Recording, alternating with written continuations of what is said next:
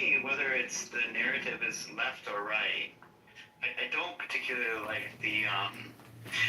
First of all, I think I want to say this, and I'll land with this. I don't want to go on forever. I think the left and right both play identity politics, but in a different way, and I just refuse to get caught up in that. That's what I'm saying.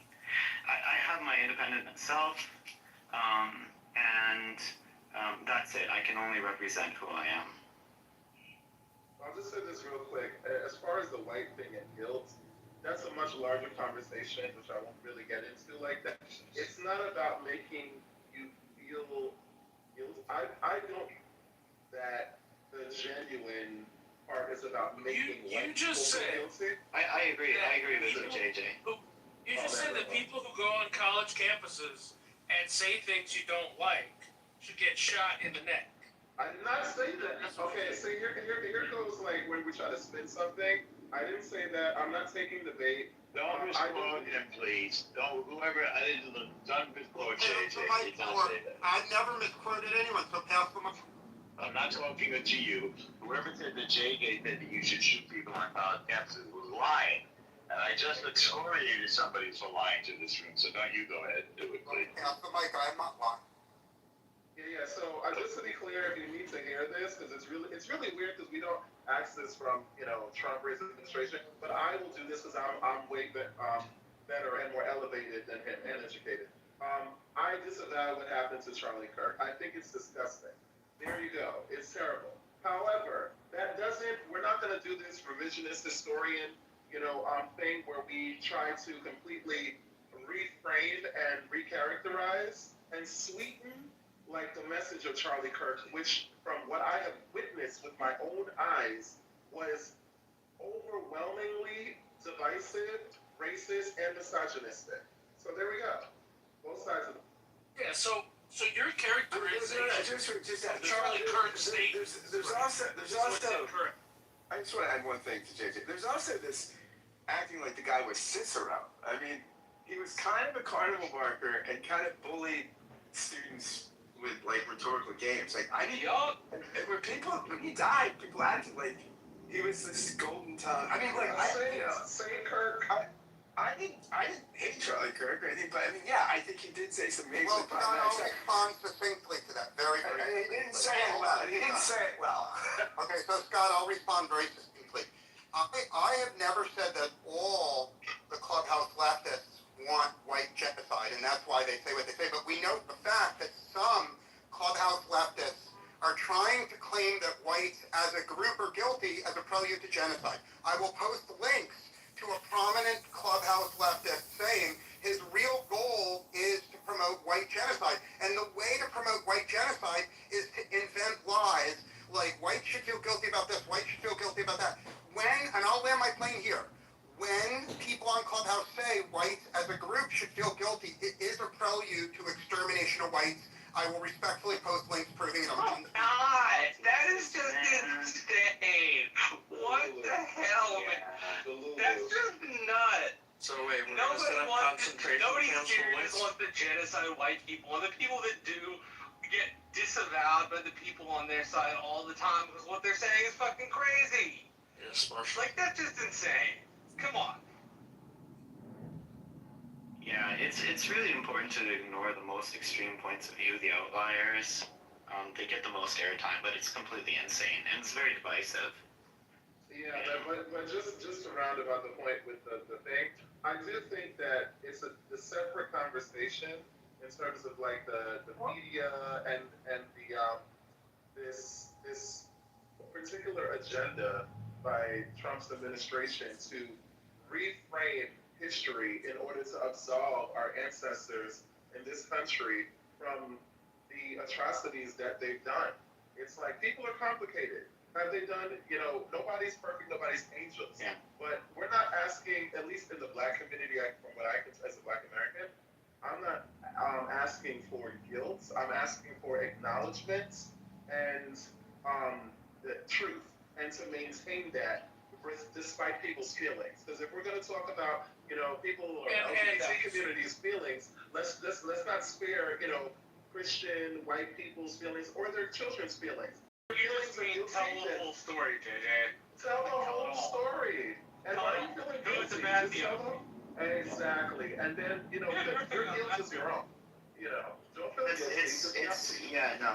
It's the problem is, Jay, is that sometimes people hear these sorts of things and then they take up the responsibility on their own psychological cord, because our minds tend to fall back in a sort of recessive way, in a sort of amygdala type recessive way of like associating ourselves with what our ancestors did.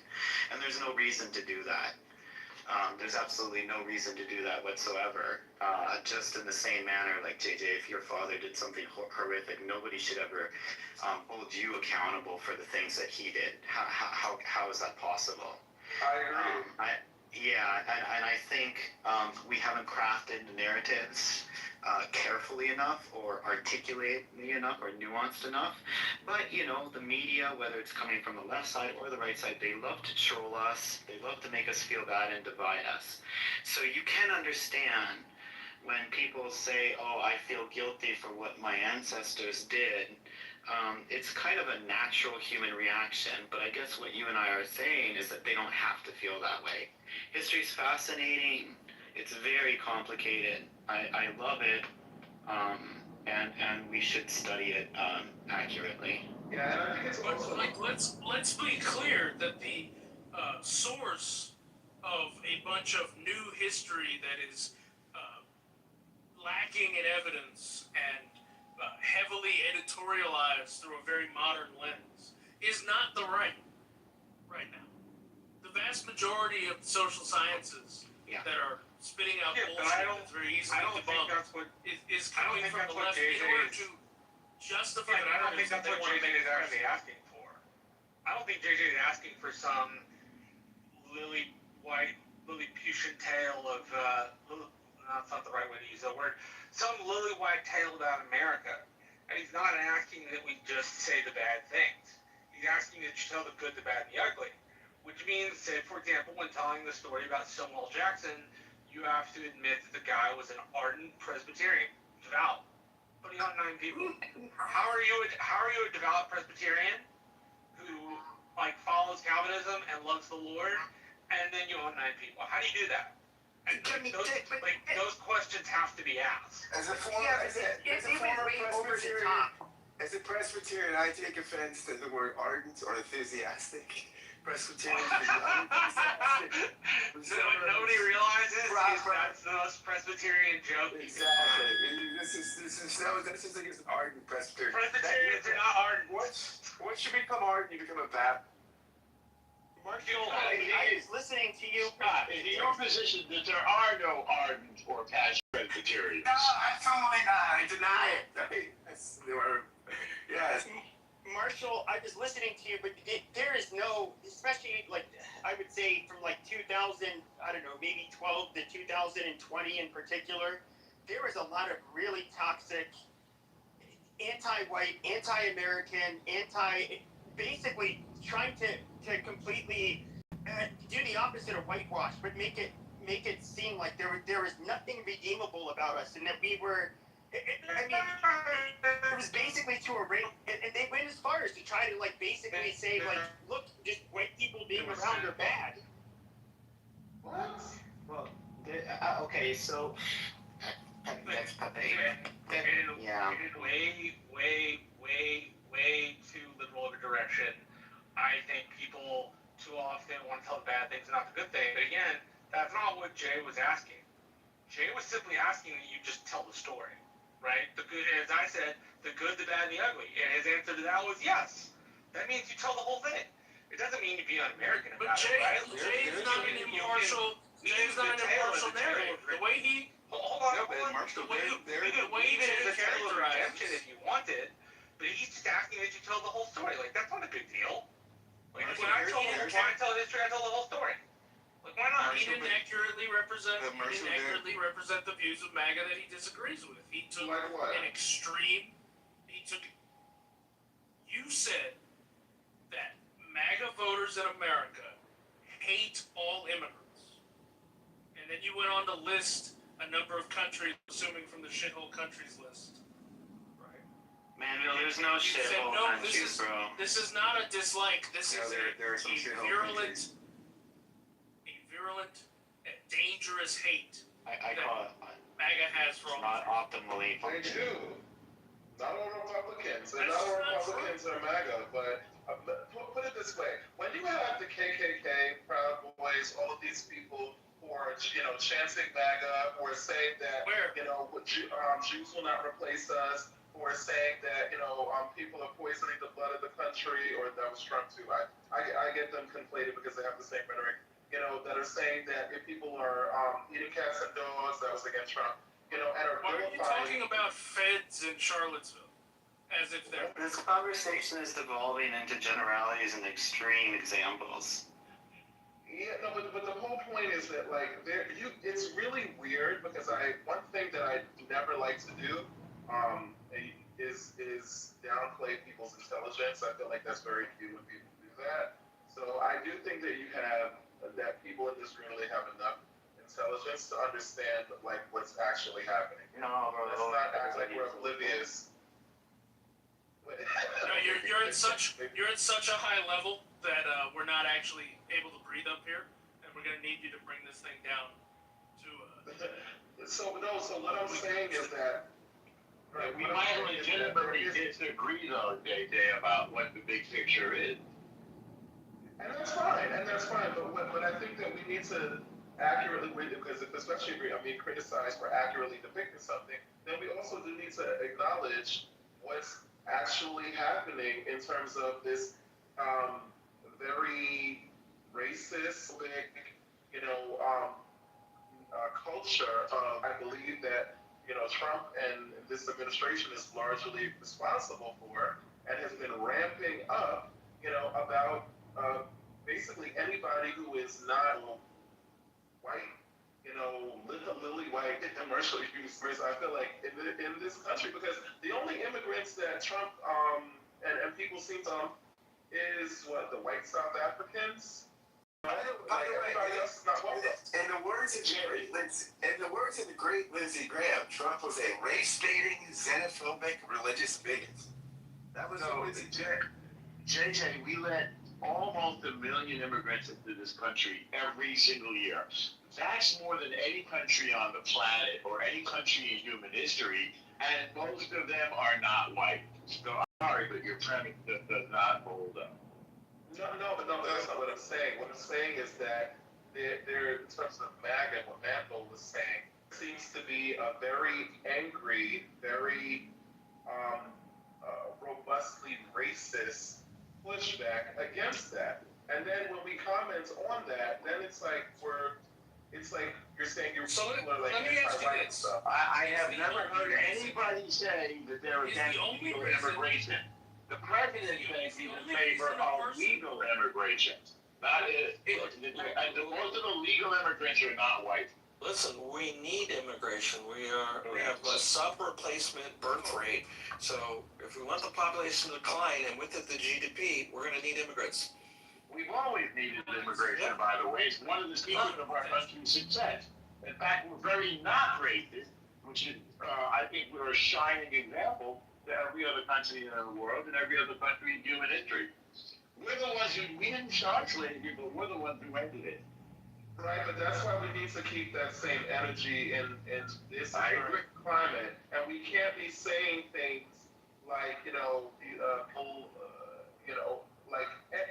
people are criminals. You can't just be completely denigrating an entire demographic. Whenever, what was this white girl that was killed that they always bring up? Lincoln Riley. What about which apparently was like a few years ago? For every freaking time anything happens, listen, nobody is perfect, including immigrants. But if you look at statistics, immigrants commit crimes at a lesser rate than American citizens. Literally, most of the people who commit crimes in this country are white. But there's no reason for illegal immigrants to be here. There's just no reason for it. But then with the conversation, which I agree, but the conversation needs to be, why is it that when we had a bipartisan immigration bill, Trump is calling up Republicans to kill the bill, instead of actually working Because on you wanted to run on it. Because you wanted to run on it. Exactly. Norman, do you mind if I ask JJ a clarifying question? So No, you don't have to ask my permission. no, I'm not asking clarification for you. I was gonna say something to JJ. I was gonna say the largest four immigrant populist groups that come into the United States legally are firstly Mexicans, number two is Chinese, number three is Indians, and number four is Filipino. Can you show us where any of those groups are considered white? And how the United States is racist for bringing in brown and Asian people? That's not what I said, and I think that's a strong No, answer. I know, but that's what you imply, that Donald Trump only wants to bring in like white, waspy European immigrants and stuff. Or white South Africans. Well, I think that what you say matters. I think that rhetoric matters, particularly when it comes from literally the president, the leader of the free world, and his administration. And like when you literally say things like people are eating cats and dogs, and when you say things like people are poisoning the blood of the country, and you're literally only talking about brown people and black people and people with different accents, I think that's a problem. JJ, I think he's quoting Obama when he's talking about the countries that Obama banned, when he called them shithole countries, because they are shithole countries, like Somalia, Sudan, Pakistan, places like that we don't want those people. Yeah, but that's just the shithole countries thing. You didn't Because respond to what I said. What's the point of the blood? the false implication that you're making is that the only reason that you could be against immigration from these places is a racist reason. That there aren't objectively non-racist reasons to be against immigration from these places. Where did Trump say that he wanted people from? Because literally, the funny thing is, it's not just what he said that he didn't want people from. He actually listed a couple of countries that he said he wanted people from. You remember? Norway. It was Norway. Yes. What's the population of non-white people in Norway? Well, hold on. First of all, the entire population of Norway is 5.5 million people, so it's not exactly like they're shithole countries. When he Also, said, I don't think people from Norway actually have an interest in migrating to. I don't think people in Norway have an interest in migrating to the yeah, US. they're hanging out there. They have a good country. They have a lot of oil wealth and a big sovereign wealth fund. Well, like your question is, what is the point of immigration for any country? Is it to make you weaker? Is it to make you less competitive? When you have immigration into a country, it should make you stronger. You should vet people. You should get the people that's going to be more productive, not people that are less productive. Look at the population in Minneapolis. After 10 years, most of them, people that come from Somalia, can't speak fluent English. 74% are still on welfare. What benefit was that to the country? You can classify Somalia however you want to, but the fact is, it wasn't a net benefit if these are the numbers after 10 years of being in the country. The point isn't to make yourself weaker. The point isn't that we just open the doors and say anybody, anywhere, come in. That should not be the point of immigration. Yeah, I think that's a really lame point, because literally, and I know this from personal experience, okay? I live in New York City. It's very diverse here, but there are a lot, and I've lived around a lot of different people, and there are many white or European white people particularly who come here, and they've been here for many, many decades and do not speak a lick of English. Like, they make sure, obviously, that their children speak English, who are American and things like that. But they don't speak English, and they don't get the smoke. They don't get the criticism. They don't get the vilification. So it's weird when we do How this. productive are they, though? What do you consider being productive? Well, I'm just curious, though, being productive. Me consider being productive if you're in a country for 10 years and you don't assimilate into the economy and you continue to draw the welfare state at above 50% of your population. That to me is not being productive. Now, being productive is I can see a year or two to assimilate into the culture, to make connections, to get jobs. But after that point, if you can't go into the workforce, you can't find a productive way of supporting yourself. If you can't find a productive way of doing nothing but receiving taxpayer dollars to exist in a country that you wanted to come to, That is not being And productive. Steve, if you look at Cato, I'll post it. Cato did it. This is not a left-wing organization, by the way. Cato is definitely center-right. Did a study, and they said they argued immigrants are deficit drainers. Like basically, they pay more taxes than they consume in services, right? Because of eligibility issues and stuff.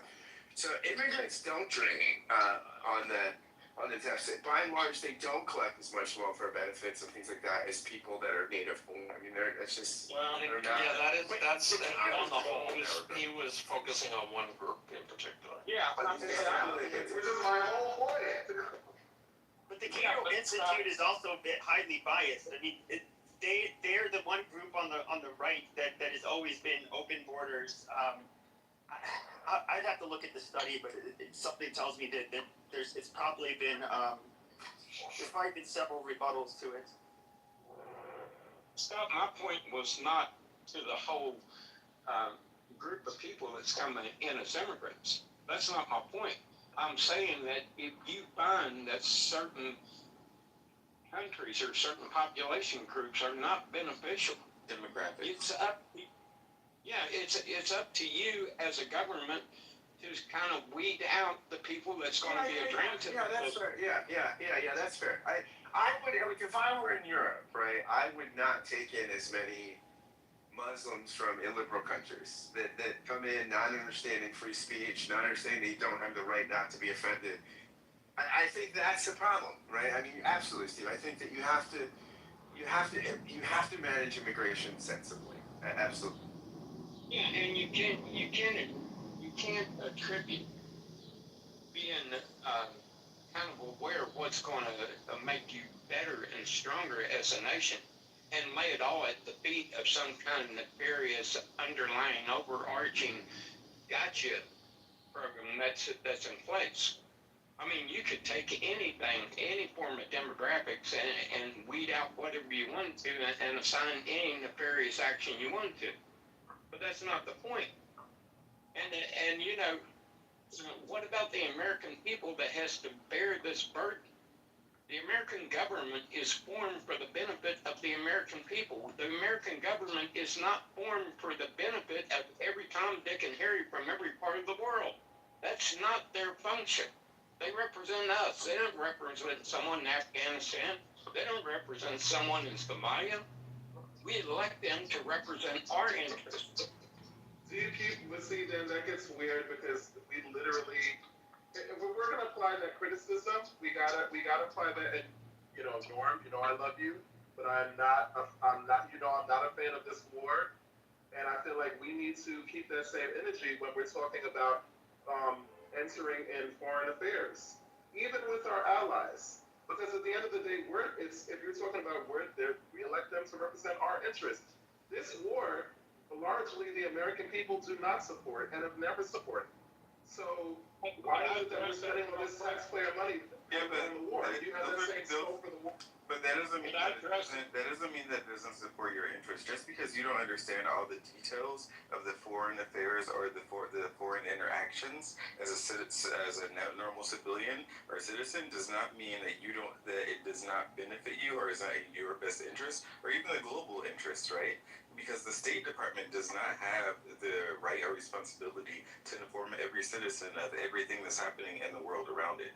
It just has the responsibility to protect its national interests. That seems like a convenient excuse. But beyond that, could I address this real quick? Beyond that, if you go and do a simple AI query, what would be the implications for the U.S. and the world economy if Iran was to acquire nuclear weapons and if Iran was to use them in the Middle East? Go run that query and see what the global impact and shock to the global economy, the U.S. economy, it lays it out real clear.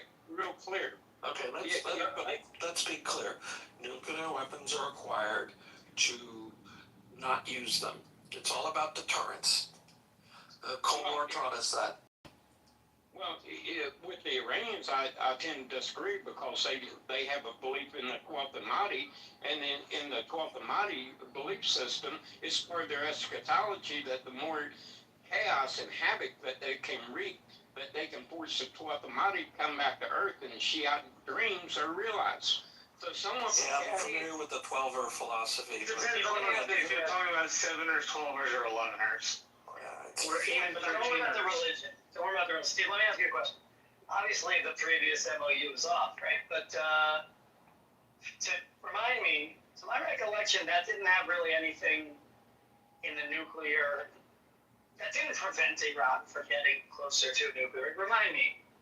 It said they would discuss that over the next 60 days. That was just a starting point for discussions. That wasn't an end point. You can have a starting point and an end point.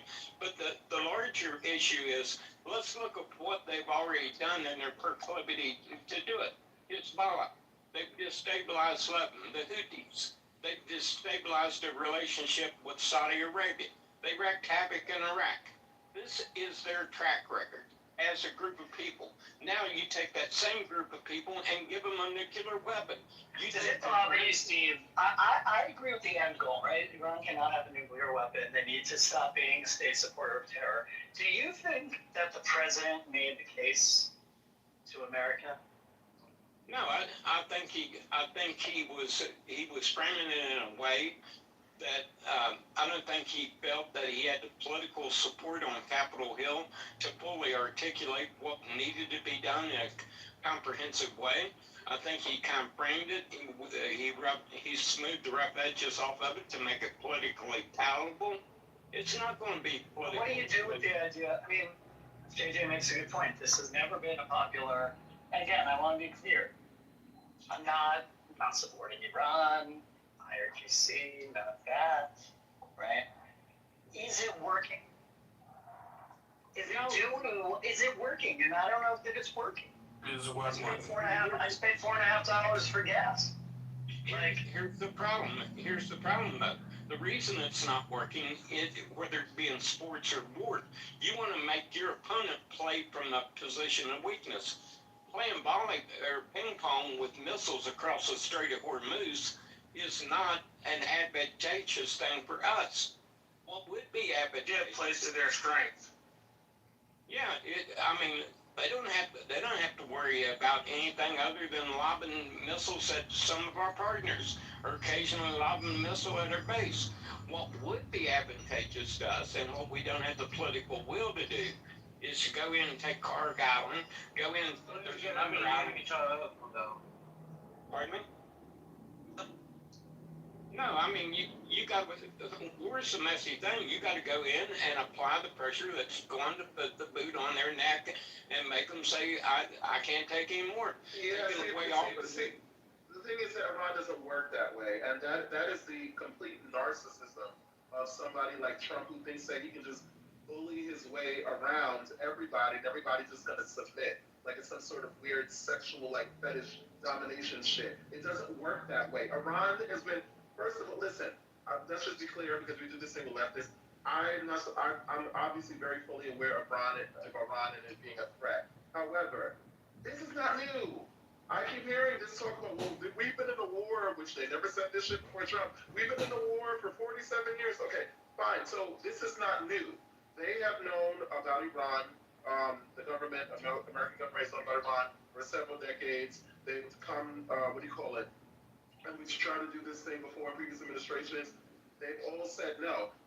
And then if you're gonna go in, right? Because first of all, there's so much shit wrong with this. Because the way that you said it, Steve, like the president didn't really, he's not the most articulate. No, he's a fucking liar. Last year we had the 12-day war, and he said that we sent them back decades with their nuclear capabilities, and then literally less than a year later, we're in an all-out, war, but not really war, but it's a conflict. But we spending $37 billion with a B.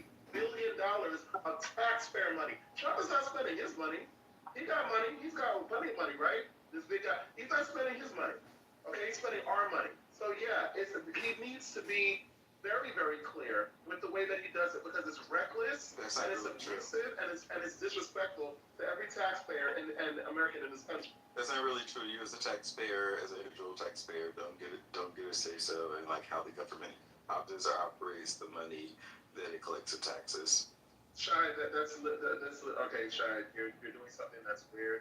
We unlike the point of the government is there to represent us. So the same.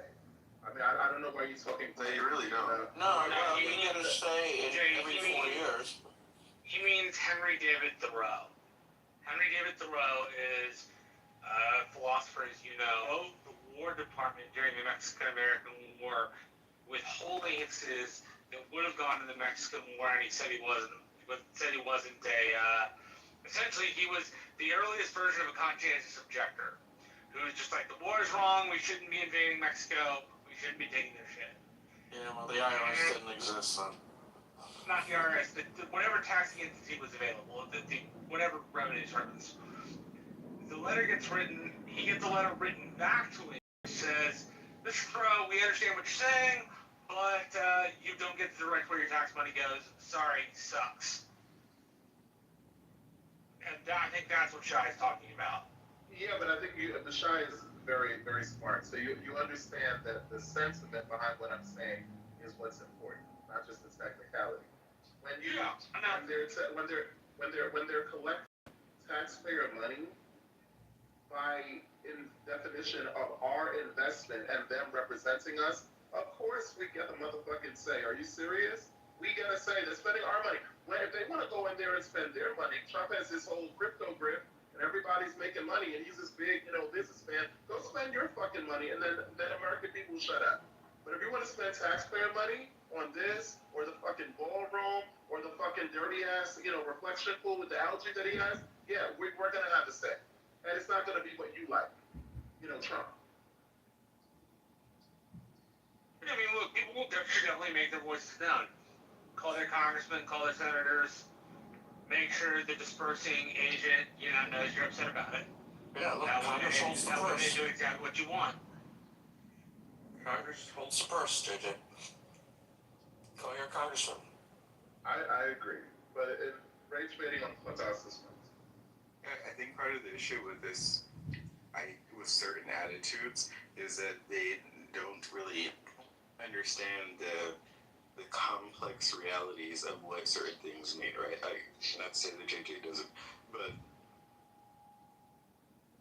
part of the complexity of all of this, I was watching this film earlier that was talking about about 10 years ago, Russia, China, and Iran were making deals, right? And they were making these weird backdoor deals. And I think this war has been planned for the past 10 years. It's not just something that Trump came into office and started. Maybe he has some other information, I don't know.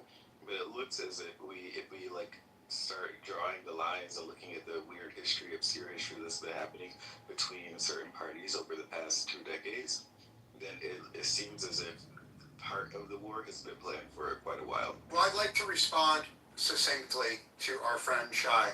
I think opposition to this war unifies two groups that hate each other. I think there are a lot of pro-American patriots, people that love America, that are against this war. But there's also a huge group of people that hate America and want to see America die who are against the war. So it is a very muddy, complicated issue. If you're going to discuss whether the war is a good idea or not, you got to know the priors of the person you're debating. Now, on Clubhouse, when I go into MAGA rooms, the MAGA people who hate this war are patriots. But when I go into progressive rooms, I see a lot of people who hate America, who want to see Americans die, and they're against the war. Some Clubhouse leftists, in my opinion, hate America, and that's the one Iran to have a nuclear weapon, and I'm done speaking. What do you qualify as hate America? Because I just want to be clear, because we do this thing a lot of times where we conflate hate with legitimate, valid, substantial criticism for something. So we're saying hate as in, like what Iran is trying to do in their rhetoric, versus like Americans who are like, yeah, America is not, America has blood on its hands too, and we're not the picture perfect moral authority of everybody, but we still love the country. So which one? Well, I mean, this has been top of mind since 1988 for Trump. He once said, quote, "One bullet shot at one of our men or ships and I'm doing a number on Carg Island. I'd go in and take it." which is their 90% of their oil exports come through Cargill Island, of course. That was when he was a private citizen in New York. That's absolutely true, Yaakov. I remember There's nothing you hear him he come said out. that. There's nothing you hear coming out of Trump. Yeah, There's nothing here coming out of Trump's mouth now. It's stuff that New Yorkers have heard him saying for 50 years. Yeah, he would say, like, Iran is humiliating us, that the U.S. was weak, they're not responding, you know, he favored military retaliation. He really always talked about it in the same tone of sort of restoring credibility and deterrence. But you know what it is? Like, I would have and this is my general problem with Trump. Trump is all about optics because, and you have to separate, like, the genuine, he does this thing, like, where he kind of, very, very nefariously, he puts a little bit of, like, what he knows people want, but then he shrouds it with what he feels will glorify him. Because he constantly needs to be pandered to and glorified, and everything has to be a big show, and he has to, you know, have like a big party for himself, you know, on the White House lawn and a WW, you know, or F thing or whatever the kind of bullshit that he has, and show up at the FIFA games and nobody wants us here. Have audacity to show up here in New York with the Knicks. What about the They FIFA definitely games? didn't. That he showed up in the FIFA games in Spain, Spain in the picture, and Spain literally propped his orange ass out. Shout out to Spain. You know, so the point being is that he does this thing where the reason why he even does certain things that he knows people want is purely based off of whatever he feels will make him look good, i.e. the situation in Venezuela. That was a situation that I truly believe that he did because he was told that it would be a good look for him. Was there some good that came from it? Of course. But he does not do things that he feel like will benefit people unless it also kind of makes him look good as well. Same thing, the perfect example of this is the checks that he gave with COVID. I'm talking about stimulus checks. Yes, the PPP loans or PP, whatever they're called. Yeah, that and like the stimulus checks.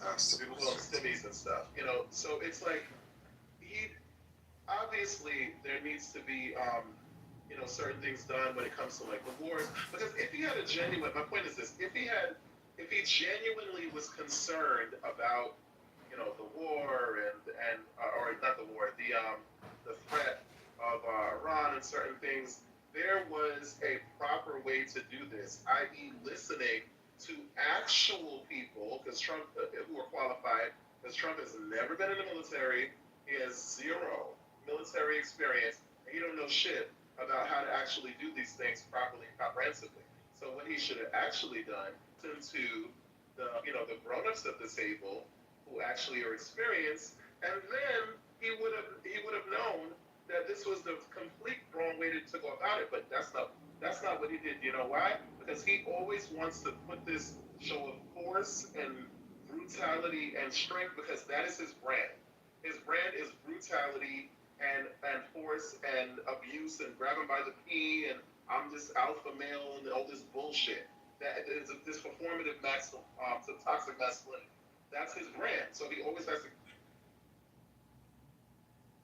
The only problem with the grown-up at the table is when it comes to Iran and the people that supposedly have done this for years have failed miserably for 40 years.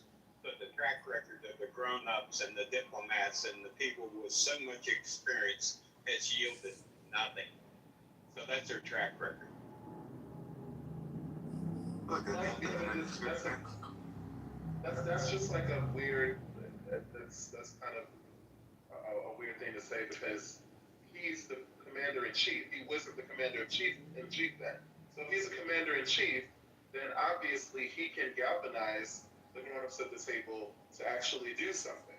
So it doesn't really matter what Biden did or what Biden didn't do or Obama or anybody else. He's in charge now. So my point was use those people, and he wants to rename the Department of Defense, Department of War. You got war. Okay, so then if you want to do, Well, I think it's kind of hard to get your allies to come fight a war with you when you spent the last year and a half terrifying the ever living shit out of them. that part. You can't really fix. That part. And again, get the people in because they would have. I think everybody with every economist, what do you call it? The people who are very, very familiar with how money works, the tracks. Everybody told him these fucking, universal tariffs are stupid. They're not going to yield the results that you want. And they told him, and they told him, and they told him, and he said, you know what? Yeah, I see that this is the intelligent, way to go about it, and I'm going to completely go the opposite direction. Why? Because I can. Because I am King Trump, and that's what I do. Yeah, that's kind of like we allowed imports of steel and aluminum from Asia for decades, and now our steel and aluminum industry is in free because of the trade policies. We allow people to dump aluminum into the country, which in turn puts our ability to produce things for national security we no longer have.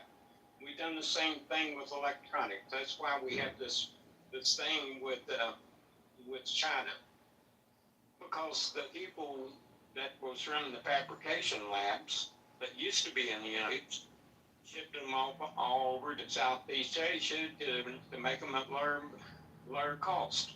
So now what we have a steel industry that's almost non-functional. We have an electronics industry that if there's a burp in the supply chain, we can't even produce a truck. Yeah, that was real good. I mean, that's really, really. So I think that we JJ, we know that Trump is a narcissist. Even people that like him knows that he's a narcissist, and the attempt to give him or hyper-focus on him, because it's not just him, right? He has an entire team behind him, and I don't think that he's just making these decisions. I think that the people who are sort of governing behind him are also contributing to the decision making for various reasons. I think that someone mentioned it on the leftists earlier. I think one of the issues that the left have is the amount of control that America has in the world, and they don't like the fact that America is sort of maintaining global stability. I think is unfair, and that we should stay out of the global business and mind our own business and do whatever. But they don't really understand that if America weren't doing what it was doing, then most of the rest of the world would just be in fire all the time. And it seems as if it is, if you watch the news, but the reality of it is it was a lot worse before the world created its stability. But Shai, that's not just a left thing, because I've literally heard that a lot of people, a lot of actually staunch former Trump supporters break with him on this issue, because especially this America First, Marjorie Taylor Greene, I don't know, y'all know better than me. That's not my people. Oh, they want isolationism for sure. Exactly. They want to let the world sort out their own issues. Yeah. Exactly. So I really want to be careful about, because I know that people left, and I'm not saying what is it? Real quick, there's a contradiction in there. There's a contradiction in there, because does America playing world police advance the empire and allow us to steal and exploit from poor brown countries of the global south? Or does America's world police function like a charity where we're helping the brown people of the global south way more than we're getting any economic benefit towards American citizens at home? It's a differing empire. It's usually, at least at the state level, not an empire of abstraction. The businesses are empires of abstraction themselves. But at the U.S. governmental level, no, we don't do that usually.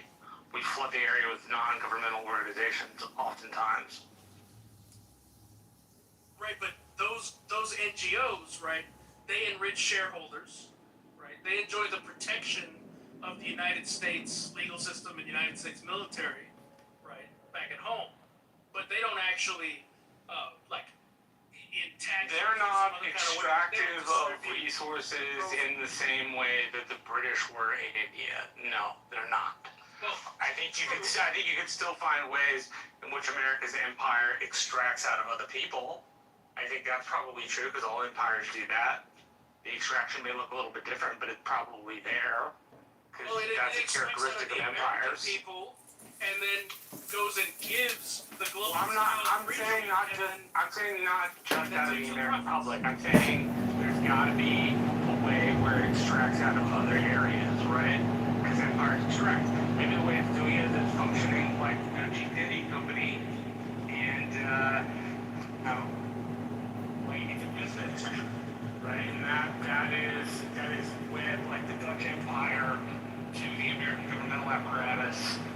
And advice and tax breaks and things of that nature, right? So that's how the government, the empire perform extraction.